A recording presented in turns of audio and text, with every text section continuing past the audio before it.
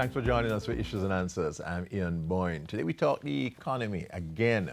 We have with us the Director General of the Planning Institute of Jamaica, Dr. Wayne Henry, and he gave an update this past week on the economy. We talk about that as well as other relevant issues. We thank you so much for your company. Dr. Henry, it's so good to have you on the set. Thank you for having me, Ian. Thank you so much. So you gave a review of the economy this week. Would love you to talk about some of the main elements of that review that you gave. All right, thank you very much.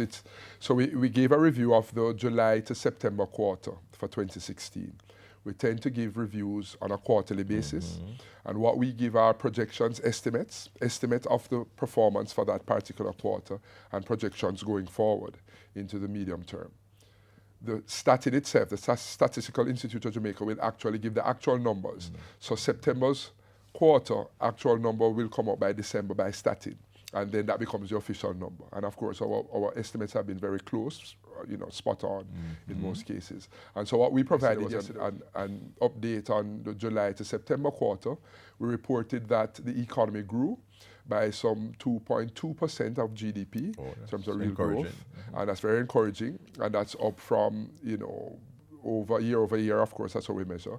And the last quarter, as you know, for the April to June quarter, we had a 1.4%. So we are seeing that increase continuing.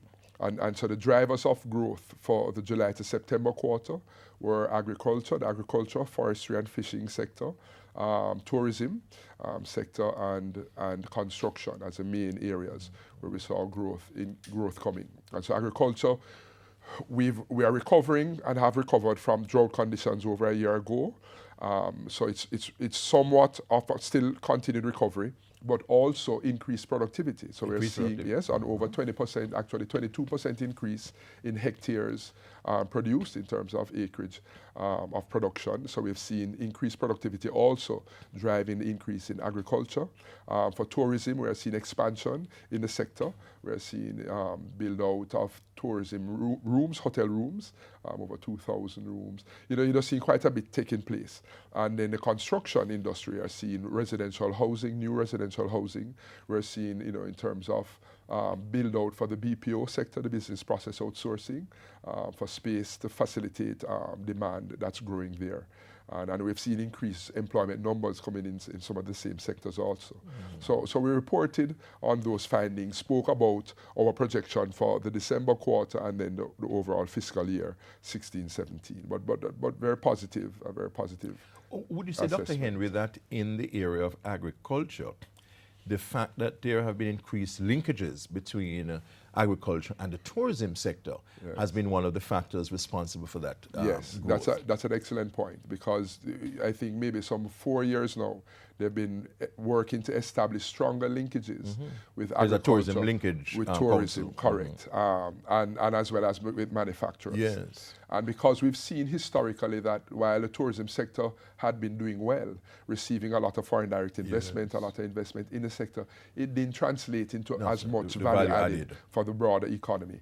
And so there were efforts to increase linkages, to have the tourism sector get most of their food demand and requirements for their guests coming from the local sector. And so they've been doing more, and we've seen increases in the numbers of contracts with farmers and the tourism sector. Getting more contracts in the sector. And we're seeing, there's more organization around those activities. And I think that's very important, because for a long time, we have the small farmers dominating the sector. We wanted to do more to regularize them, have them registered so we know who they are. We know that the Ministry of Agriculture, now MICAF, the Ministry of Industry, Commerce, Agriculture and Fisheries, doing more to establish the formal mechanisms around contractual arrangements, the recognition and obligation of contracts for farmers, and tying the value chain of agriculture to tourism, so that you can better guarantee quality of produce, better guarantee the quantity that's being supplied by the sector. So ongoing activities, and we're seeing some of that bearing some fruit,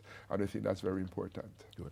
We're going to take a break, but when we come back, we want to talk about the good news about the employment numbers and the fact that unemployment has been the lowest in a few years. Dr. Wayne Henry is the Director General of the Planning Institute of Jamaica. We take a break, but we'll be right back.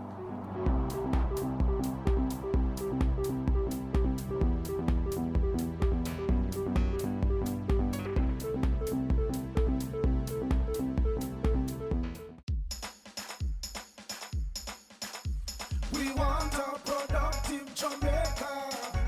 We all are productive Jamaicans. Productivity to move forward on this land. Productivity, that's the way to go, we should understand. Productivity is the way to go for all us Jamaicans. Small business, big business, old and young, we are tell every woman and man. We want growth and prosperity for a better nation with a building plan. So we can build our product and sell our product and put more money in our hand. Our economy can rise to a level and build a better nation. Productivity to move forward on this land. Productivity, that's the way to go, we should understand. Productivity to move forward on this land. Productivity, that's the way to go, we should understand. Productivity. Productivity, Pathway to Prosperity. A message brought to you by the Jamaica Productivity Center, a department of the Ministry of Labor and Social Security.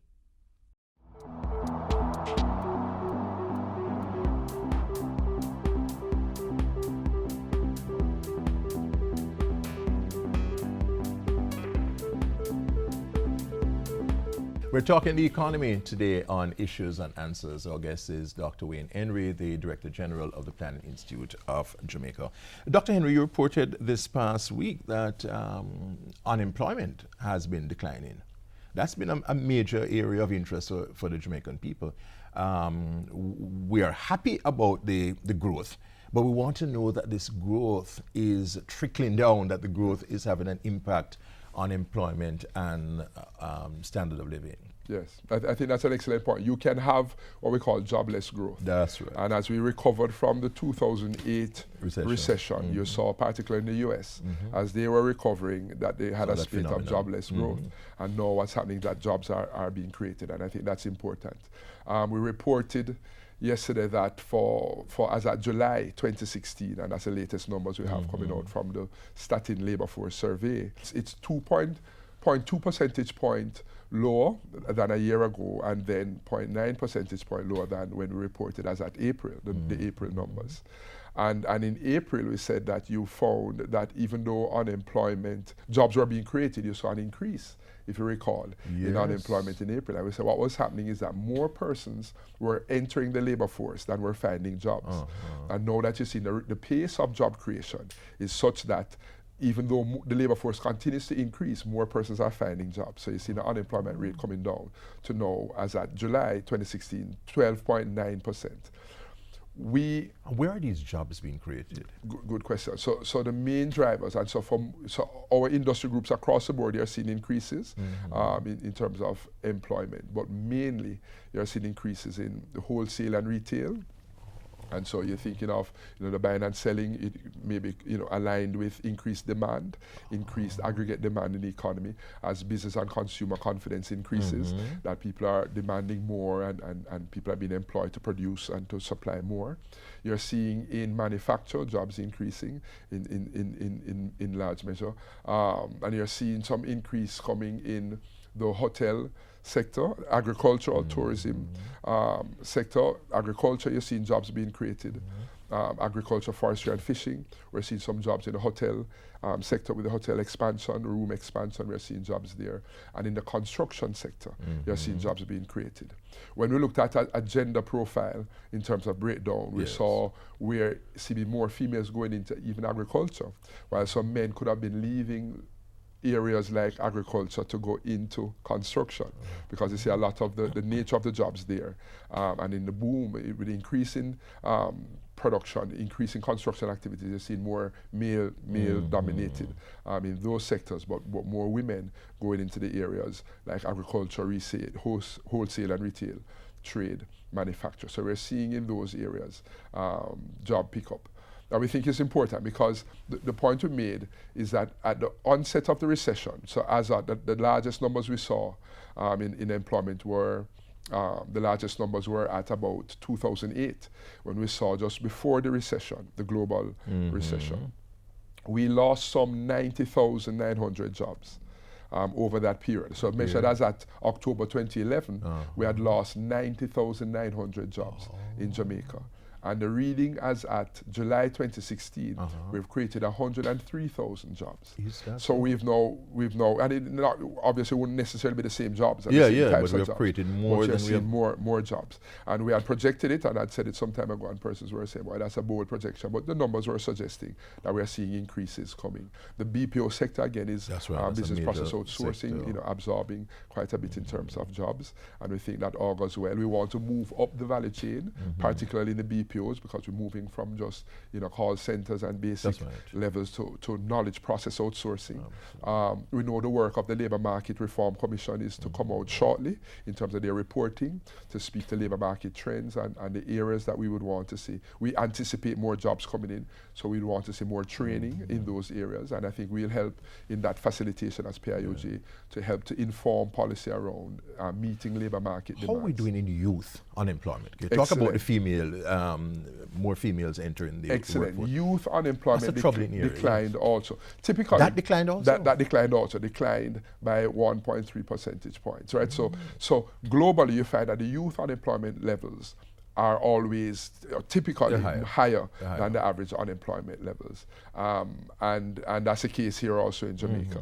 That you're seeing youth unemployment now at 29.6%, and it was like about 32% previously. So we have seen youth unemployment falling, meaning more jobs being created for young people, and that's very important. Somebody said, how do you know you're not measuring persons who are discouraged and no longer want to be in the labour force?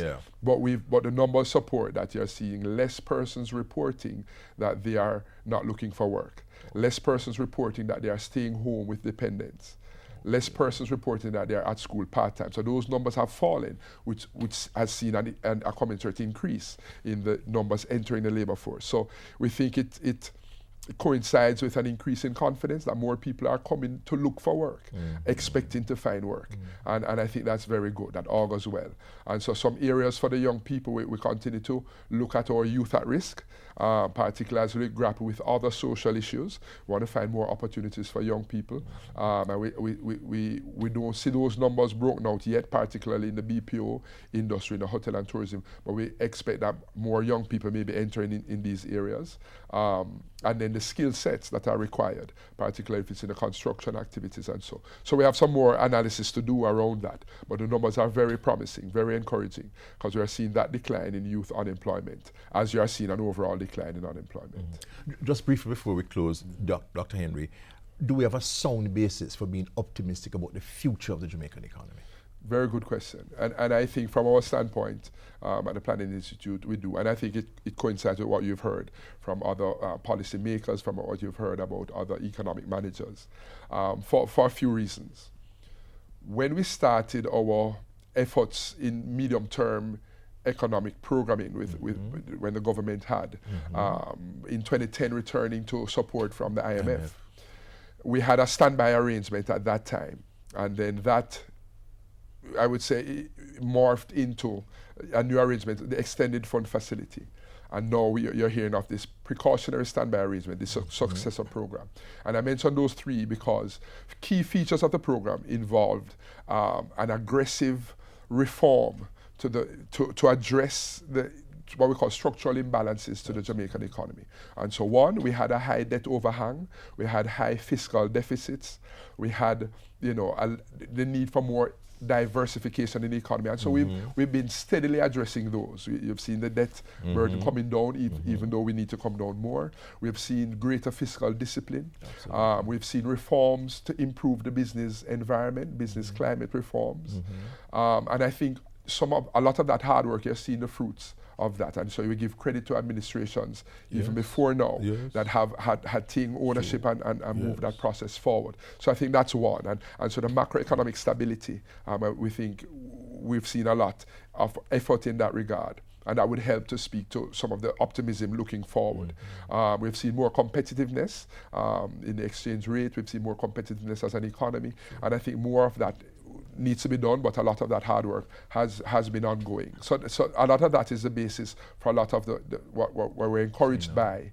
The dialogue, we think, is important. No one sector, no one grouping can do it. So the continued collaborative effort, public and private sector, civil society, the types of mechanisms in place to encourage that continued dialogue. Economic Growth Council and so The on. Growth Council, Economic Growth Council being put in place, we think very, very encouraging.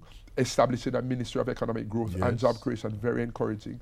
And the types of efforts we are seeing are by all stakeholders, including the public sector and the public sector workers, how they've been, engaged in dialogue and everybody on a page to move the country forward. I think that's very encouraging. And people are saying the type of alignment you're seeing now, global conditions that are favorable as the global economy continues to perform, albeit at a slower pace than we had hoped. But a lot of things are going well. We've been spared. One of our key vulnerabilities has been to natural hazards and what we call these exogenous shocks, particularly weather related. And so we have to give thanks that things turned out well for us so far in the season. Things are looking well. So we are optimistic going forward through the medium term. Thank you very much. Dr. Wayne Henry is the Director General of the Planet Institute of Jamaica. We thank you for your company. Next week we'll be back. Until then, Ian Boyne wishing you a pleasant day.